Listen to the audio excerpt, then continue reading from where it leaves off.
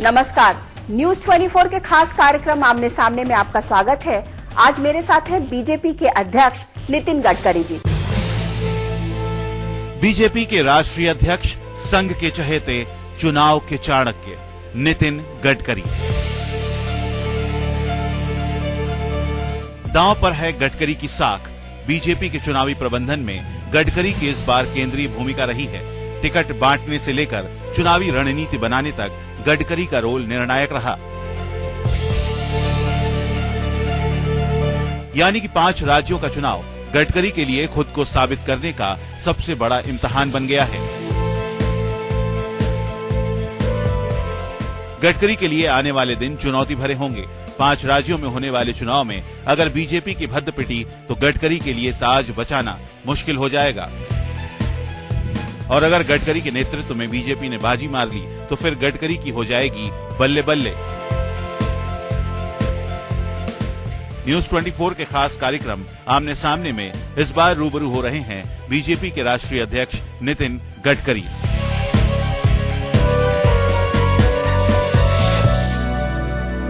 Welcome to the show. नमस्कार। गडकरी जी आजकल नए लुक में आ गए हैं। आपने 18 किलो वजन कम कर लिया है। ये बताइए कि यूपी का इलेक्शन नितिन गडकरी के लिए अग्नि परीक्षा या लिटमस टेस्ट है या नहीं? Nitin Gadkari as a president उसके लिए 5 चुनाव भी अग्नि परीक्षा है। और नितिन गडकरी एक कार्यकर्ता है और सब कार्यकर्ताओं के सहयोग से आपकी इस अग्नि परीक्षा में मैं मेरिट में उत्तीर्ण होऊंगा, ये मेरा दृढ़ विश्वास है। हमारी प्रतिष्ठा पार्टी के साथ जुड़ी हुई है और ये चुनाव पार्टी के प्रतिष्ठा के लिए महत्वपूर्ण चुनाव है। ये तो मानते होंगे कि ये जो 5 राज्यों के चुनाव हैं 2014 के इलेक्शन के पहले सेमीफाइनल है। तो इसमें बीजेपी कहाँ खड़ी होगी इस सेमीफाइनल में? इसमें से पंजाब, उत्तराखंड में हमारी सरकार हम फिर से लाने में पूरी तरह यशस्वी होंगी, ऐसा मुझे लगता है। गोवा में हम फिर से एक बार हमारी सरकार लाएंगे, वहां जीत हमारी निश्चित है। मणिपुर में वैसे हमारी ताकत इतनी बड़ी नहीं है, पर इस बार कांग्रेस विरोधी सरकार बनेगी और उसमें हमारी भूमिका महत्वपूर्ण होगी।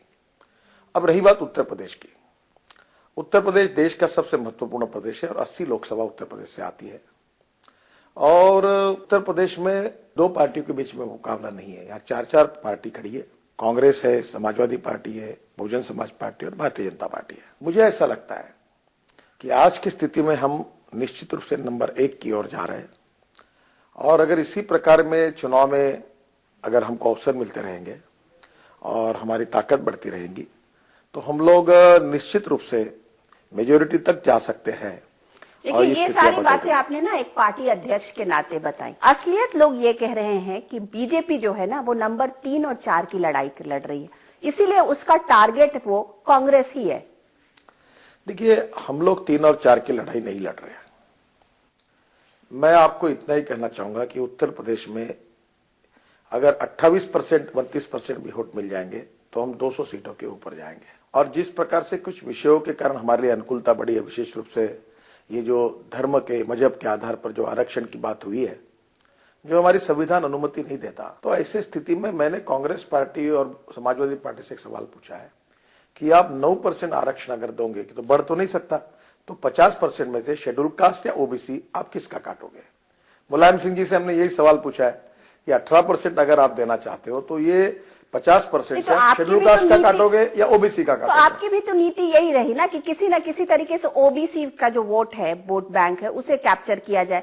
इसीलिए आपने उमा भारती को वहां इंपोर्ट किया, इसीलिए आप बाबू सिंह कुशवाहा को लाए। कोई माइनॉरिटी को आरक्षण की बात कर रहा है, आप ओबीसी को प्रमोट कर रहे हैं। पहली बात देखिए, मैं आपको बताता हूँ, माइनॉरिटी का आरक्षण का विषय केवल ये पॉलिटिकल स्ट्रेटेजी का विषय नहीं है। हम इस देश में जात, पंथ, धर्म, भाषा के ऊपर उठकर सबके साथ समान न्याय हो, सबका समान विकास हो, इस बात को विश्वास रखते हैं। और मैं आपको एक बात बता रहा हूं, मुसलमानों के विरोध में नहीं है। मुसलमानों की प्रगति और विकास होना चाहिए और इस आरक्षण से कोई प्रगति और विकास नहीं होने वाला है।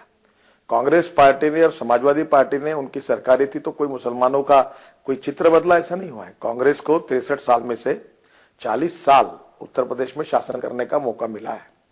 5.5-6 साल मुलायम सिंह जी को मिला है, पर उन दोनों की 46 ईयर्स जो रेजिम रही, उसके कारण मुसलमानों के क्वालिटी लाइफ में फर्क नहीं पड़ा है। पर जिस बीजेपी को कोसा जाता है, उस बीजेपी ने गुजरात में मुसलमानों का per capita income, GDP, growth rate, रोजगार के अवसर, इसमें गुजरात में स्थिति बदली है। तो हम दिल से चाहते हैं और ये चुनावी मुद्दा केवल इसलिए नहीं मानते। पर एक बात जरूर है, अगर एक पार्टी ने गलत नीति अगर अपनाई और जो संविधान में नहीं है, फिर भी वोट बैंक पॉलिटिक्स के लिए अगर उस बात का उपयोग करके लोगों को गुमराह करने की कोशिश की, तो उस बात का विरोध करने का हमारा अधिकार है और बात हम लोगों के सामने कह रहे हैं। अच्छा, ये बताइए कि जैसे खंडूरी आपके लिए जरूरी हो गए, वैसे ही आज नारा लग रहा है कि उत्तराखंड में खंडूरी जरूरी है और यूपी में उमा भारती मजबूरी है, ऐसा है क्या? उमा भारती की कोई मजबूरी नहीं है और उमा भारती कोई इंपोर्ट हुई लीडर नहीं है। उमा भारती देश की नेता है और उन्हें सही जवाब दिया राहुल जी को कि आपकी माता जी अगर इटली से आकर अगर उत्तर प्रदेश में चुनाव लड़ सकती है, तो उमा भारती तो मध्य प्रदेश और उत्तरी सीमा पर जिले से आती है। तो मतलब ये मान लिया जाए कि उमा भारती भाजपा के सीएम कैंडिडेट है? नहीं, ये तो मैं पहले कह चुका हूं कि भाजपा का सीएम कैंडिडेट जो होगा, ये तो आप नहीं, वो जो विधायक चुनकर आएंगे वो नेता को चयन करेंगे। लेकिन आपका वरद हस्त तो उमा भारती के ऊपर है, ये कहिए। मेरा वरद हस्त कलराज मिश्र जी के ऊपर है, मेरा वरद हस्त उमा भारती जी के ऊपर है और राजनाथ जी ने पहले कहा कि वो उत्तर प्रदेश में आकर उस राजनीति में नहीं है, पर वो भी हमारा नेता है और सूर्य प्रताप शाही हमारे अध्यक्ष हैं। नहीं, आज की डेट में जनता जानना चाहती, क्लैरिटी चाहती है कि भाई बीजेपी अपना एक सीएम का कैंडिडेट तो प्रमोट करे। मुझे बताइए, कांग्रेस पार्टी का सीएम का कैंडिडेट कौन है? कोई नहीं है। नहीं, कांग्रेस पार्टी, समाजवादी पार्टी ने किसी को जाहिर किया क्या? नहीं, मुलायम सिंह है ना, उनके एक नेता हैं। अभी तो मायावती एक नेता है। हाँ, वहां पर आपने बहुत सही विषय निकाला। वहाँ एक ही नेता है, इसका कारण वो पिता पुत्र की पार्टी है। मायावती जी की तो वन मैन आर्मी है, प्रोप्राइटरी कंसर्न है, अध्यक्ष भी वही, संविधान भी वही, पदाधिकारी भी, चाहे मंत्री भी ऐसे बैठे रहते, कब हकालती कब रखती।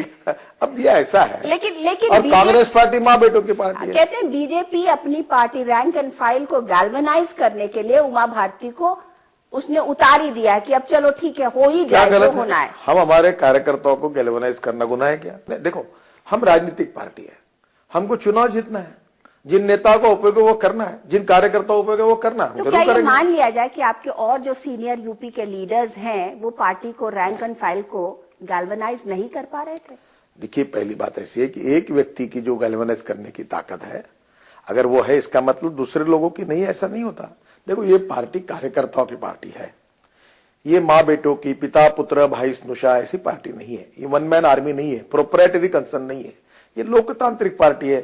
इसमें अडवाणी जी भी हमारे नेता है। ये जो उमा भारती जी को लाने का फैसला कहते हैं अध्यक्ष नितिन गडकरी का था, इसके लिए सभी नेताओं से चर्चा हुई है और चर्चा होने के बाद ये निर्णय हुआ। एक भी नेता ऐसा कह नहीं सकता कि उनसे चर्चा नहीं हुई है। कहते हैं कि बीजेपी में आजकल जितने डिसीजंस हो रहे हैं ना, वो नितिन गडकरी धड़धड़ा के, जैसे बोलते हैं ना, रेल की तरह एकदम quickly he takes it, he doesn't bother. बहुत हो गया, लोगों से पूछा पाछी ज्यादा कुछ जरूरत नहीं है, डिसीजन लो और आगे बढ़ो, ऐसी नीति आपने आपका भी बहुत अच्छा काम है। पहले मुझे कहते थे कि ये बिल्कुल हतबल है, ये निर्णय नहीं कर सकते, बड़े बड़े नेताओं के चेक लगे हैं। अभी निर्णय हो रहे तो आप मुझे कह रहे कि आप खुद ही कह रहे हैं कि छोड़ दिया, कल की बात सब पुरानी होगी, नई बात तो ये हो गई सब आप। अगर मैं निर्णय करता हूं, पहली बात, मैंने कोई निर्णय अकेले नहीं करता। हाँ, निर्णय ओन करता हूं। कुशवाहा जी का निर्णय होगा, वो भी मैंने कम से कम प्रमुख लोगों से, उत्तर प्रदेश के लोगों से, कुछ प्रमुख यहाँ के लोगों से चर्चा की थी, पर मैं उसको ओन करता हूं, मैं डरता नहीं। और अध्यक्ष के नाते मेरी जिम्मेदारी होती है कि सबकी राय लेकर। अच्छा, ये बताइए, कुशवाहा जी के प्रकरण पे आपने नाम लेके बताइएगा, अडवाणी जी से चर्चा की थी, उनकी राय ली थी, जेटली जी से ली थी, सुषमा जी से ली थी? क्योंकि कहा यह जा रहा है कि उसके बाद जो बवाल मचा, जो पार्टी में जिस तरीके का हंगामा मचा, तो लोगों ने ये कहा कि भाई अध्यक्ष ने निर्णय लिया, हम क्या करें? देखिए, पहली बात ऐसी है कि मैं किसी का नाम लेकर नहीं बात करूंगा, इसका कारण वो उचित नहीं होगा। ये मैं आपको इस बात को स्वीकार करता हूं कि समझो मैंने 100 निर्णय किए, तो मैं ये क्लेम नहीं करूंगा कि 100% निर्णय मेरे सही है। और जो निर्णय मैंने सबसे चर्चा करके भी किए, तो वे अध्यक्ष के नाते उसका दायित्व मुझे लेना पड़ेगा और मैं उस लेने के लिए हिचकिचाहट नहीं करता। और एक आधे निर्णय को अगर ऐसा लगता है, अगर कुछ मैं ये दावा नहीं कर सकती 100% निर्णय सही होंगे। लेकिन क्या आपको लग रहा था कि कुशवाहा जी को लेने के बाद इस तरीके का हंगामा बरपेगा? कहा तो ये भी जा रहा है कि अडवाणी जी ने ये कहा कि जो मैंने भ्रष्टाचार के खिलाफ जो रथ यात्रा निकाली थी, उसकी हवा निकाल दी गई। आपको किसने कहा है? खबरें आ रही, खबरें आने का सवाल नहीं उठता, क्योंकि देखो, गॉसिप फिल्मों में चलता है, गॉसिप राजनीति में चलता है। मेरा आपसे दरखास्त है, जिस बात की क्रेडिबिलिटी है, जो न्यूज सही है, उसको जरूर चलाइए, उनको पूछिए। आज ये जो बात आप बताएंगे ना कि वे नाराज है, वो नाराज है, वो ये लोकतांत्रिक पार्टी है और निर्णय सबके मन के नहीं हो सकते, या एक आधे निर्णय में कम ज्यादा भी हो सकता है। उनको लेने का सामूहिक निर्णय था, तो फिर उनको ओन अप करना चाहिए था। देखिए, पहली बात ऐसी है कि कुशवाहा जी ने खुद होकर सुमोटो ये कहा है कि मेरे ऊपर जब तक मेरा निर्दोषत्व सिद्ध नहीं होता तब तक मैं पार्टी की सदस्यता को स्थगित रखता हूं। उन्होंने क्या करिए विषय खत्म किया। तो 10 दिन बाद उन्होंने किया, उसी दिन तो मुझे उन्होंने बताइए, किया। कुशवाहा जी का जब लेने का निर्णय हुआ था तब न उनके ऊपर घर पे रेड पड़े थे, न उनके ऊपर एफआईआर दर्ज हुआ अभी तक। आखिर मुझे बताइए कि मीडिया में आपने न्यूज में किसी को एक बार आरोपी तय करना, वकील भी आप, जज भी आप और सब निर्णय भी आपका, ये कैसे चलेगा? क्या परसेप्शन पर राजनीति चलेगी क्या? देखिए, आपको एक बता दो, अभी तो वो जो आप सारे निकाले हुए लोगों को क्यों ले रहे? बीजेपी इतनी स्ट्रांग पार्टी रही है, बीजेपी का अपना खुद का इतना इम्पोर्टेंट वेयर विथ ऑल है, तो उसमें फिर कुशवाहा जी जिनको मायावती ने निकाल दिया, उनको आप क्यों लेके आए? पहली बात ऐसी है कि हमने हमारी पार्टी छोड़े हुए कितने लोग समाजवादी पार्टी, बहुजन समाज पार्टी में, आपको पता है? तो क्या ये माना जाए कि बीजेपी ऐसी गंगा है जिसमें सब नहा लें फिर सब साफ हो जाएंगे? देखिए, पहली बात आप समझ लीजिए, कुछ लोगों के बारे में जिनके ऊपर मर्डर का आरोप नहीं है, 302 नहीं है, रेप का आरोप नहीं है और वो अच्छे लोग हैं, तो हमने उनको लेने के बारे में सोचा है।